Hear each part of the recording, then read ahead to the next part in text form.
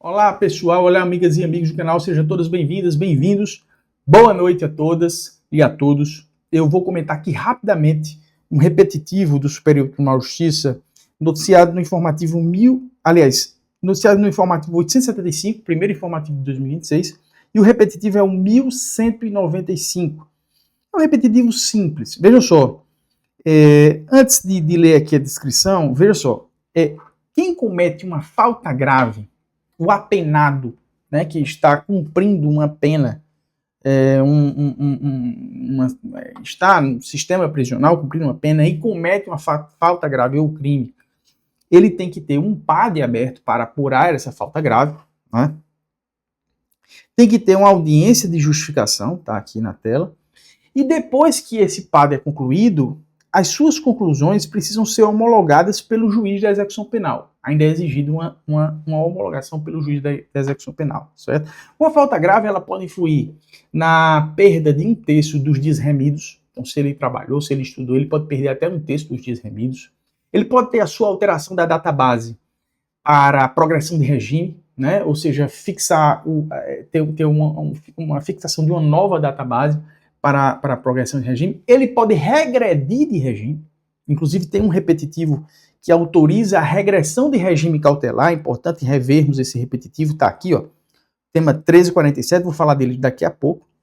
Então, essa falta grave tem essas implicações. Agora, é possível que ele cometa a falta grave, nesse exemplo aqui que eu estava dando aqui no grupo de estudo, no mês de março, e essa homologação ocorra só no ano que vem. Ele, por exemplo, ele cometeu a falta grave em março de 2025 e a homologação do juiz da execução penal só ocorra 15 meses depois, 18 meses depois.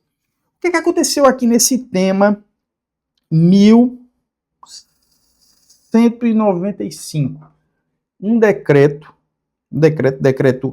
9.246, né, que esse decreto era um decreto de comutação de pena, né? Esse decreto exigiu que nos últimos 12 meses o apenado não tivesse cometido falta grave. Aí vem só, mas espera aí, e se ele cometeu falta grave?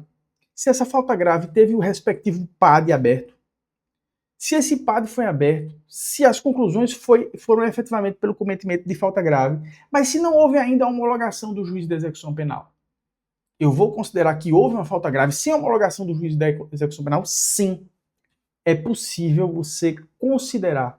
Então, a tese firmada foi o seguinte, nesse repetitivo 1195, o período de 12 meses a que se refere o decreto caracteriza pela não ocorrência de falta grave, não se relacionando à data de sua apuração, desde que já instaurado o processo administrativo disciplinar. Essa questão, inclusive, está na súmula 533 do STJ. Tenho ela aqui aberta, quer ver? Ó, para o reconhecimento de falta disciplinar no âmbito da execução penal, é imprescindível a instauração do processo administrativo pelo diretor do estabelecimento prisional, assegurado o direito de defesa a ser realizado por advogado constituído ou defensor público nomeado. Inclusive tem uma audiência de justificação. Até porque a falta grave tem todas aquelas consequências das quais eu acabei de falar para vocês. Mas o importante é que o STJ não considerou a necessidade de haver a homologação do juízo da execução penal nesses 12 meses.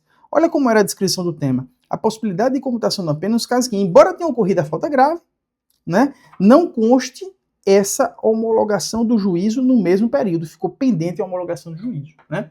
Então, serve aqui para a gente revisar a súmula 533 e revisar também o tema 1347, que diz que autoriza a regressão de regime, regressão cautelar. Ou seja, se ele cometeu uma falta grave, ele pode ter um dos efeitos do cometimento da falta grave, que é a regressão do regime. Eu citei 3 efeitos, né? Regressão de regime, nova database para progressão e perda de 1/3 dos dias remidos.